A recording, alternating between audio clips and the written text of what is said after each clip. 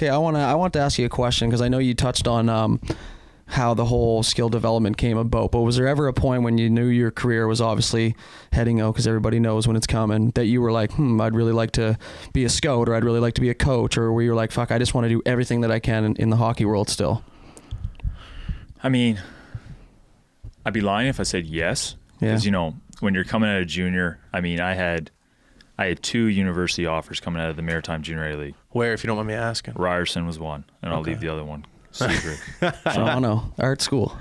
Yeah, but I was supposed to head there with my buddy Stodds. Remember Matt Stoddard? Yeah. He had the white skates, right? Stodds, yeah. Yeah, Stodds. He played for the Mooseheads, didn't he? Yeah. And the Lumbies, baby. And then the Lumbies. But we were supposed to go together. Some things fell through, and Happens. it got too close. It was like, whatever. But, they don't have walk-ons around here. So at that point, I was kind of like, man, I think I could still play. What should I do? I played beer league for, 2 or 3 years, and then I got asked to coach high school hockey, and I asked Chris Kelly and Justin McGilvery, 2 of my best buds. I said, "You guys want to join with me?" Two beauties. And we did. So we did for 2 years, and that's kind of when the light bulb came on. Okay, I want to do this. You know what I mean? Like when I was 21, coaching wasn't on my mind. Man. Legal everywhere in the world was on your mind. Yeah, exactly, right? Being a young adult having fun or whatever, right? So I was in university. It just, things didn't match up to want to do that.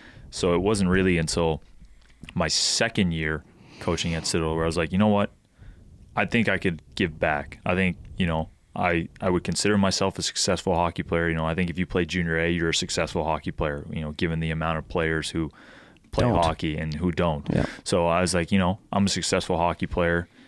I've been dealing with my younger brother for so long, seeing, what he's been going through, Ups and downs, pro hockey tryouts, things like that. So, I think I was privy to some, good information. So I've said, I've watched a lot of hockey. I want to give back. I think at the midget level, I had a great coach in Steve. A lot of people dislike Steve because he's grumpy, but that man knows hockey like I've never seen. Well, he's been coaching around here for like 40 years. And he remembers every game, which and is every the crazy player. thing. So totally, he sees people when we're out in public who are, they're like 40-year-olds, and he's just like, I coached you here. And I'm he like, called me oh, dudes. No. I was like, what? Yeah. That was like 30 years ago. So I had him at midget, right? And I think, that's probably what helped me as a hockey player the most, get me to play junior A, was, learning under a guy like him. We call him Yoda. Right. So he asked me if I wanted to join, and it just like, it lined up. And that's kind of where the true passion came. I brought a kid with me from Citadel High. He was going in his grade 12 year. I looked at him, I said, buddy, you can play hockey. Who? Dave Gagnon. Gagnon? Gagnon.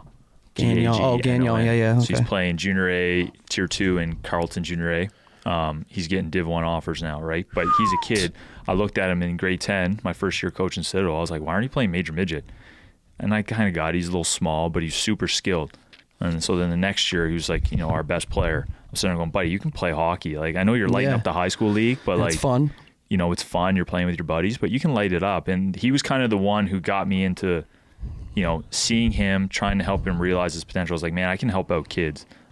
Just given my hockey experience and all these other things. So that was kind of that second year coaching high school hockey before I joined Dartmouth was really the jump start to me, looking at hockey around here and saying, I can help out. I'd like to help out, whether people want to listen or not. Yeah. I'd like to help out. Let's see where it goes. You got to take the risk, right? Yeah, that was kind of the transition. And then, the last 2 years with Dartmouth, Steve's really taken a back seat to allow me to get my coaching reps and things like that. And maybe that's because he feels comfortable with me doing it. I don't know. But I have a super great support staff in Dartmouth, and they let my loud mouth run. So that's one thing I did notice. Yeah. At the Ice Jam especially. It was just like how active you were, because I know it's like you're more prone to kind of take a back seat yourself as the younger guy. He's got obviously more experience, and you don't really want to step on the toes, right? But if he's allowing you to do that, but still allowing you to like fully be yourself, then that obviously means that he wants you there, or otherwise he would just tell you to shut up, Yeah, I think he gives me confidence for sure in wanting to be, it is hard as a young coach because, everywhere as you look, a team has an established older coach. Yeah. If you look around the league, maybe the only teams are the rural ones because it's hard to find a coach. But, always in the city, there's always established coaches coaching. You've got Timmy, you've got Andre used to coach Coal Harbor. There's Tom Lee, there's Paul Hunt. There's all these guys who have been around for so long. Justin But Campbell. They had to start somewhere, right? Yeah, well, absolutely. So, you know, I'm strongly opinionated. You got to be, though. You got to be. If you don't believe in what you're doing, you have to be strongly opinionated. For sure. And, you know, they crack jokes at me and my coaching staff sometimes because, you know, I'll argue till I'm blue in the face because I believe it. But they've really given me an opportunity, you know, to grow as a coach, you know, whereas some guys, like you mentioned, extra guy, you join on, you're there to push pucks. Well, my first year, they didn't let me. I was running practices. I was doing everything. So that was kind of, that first year with Dartmouth was really that moment.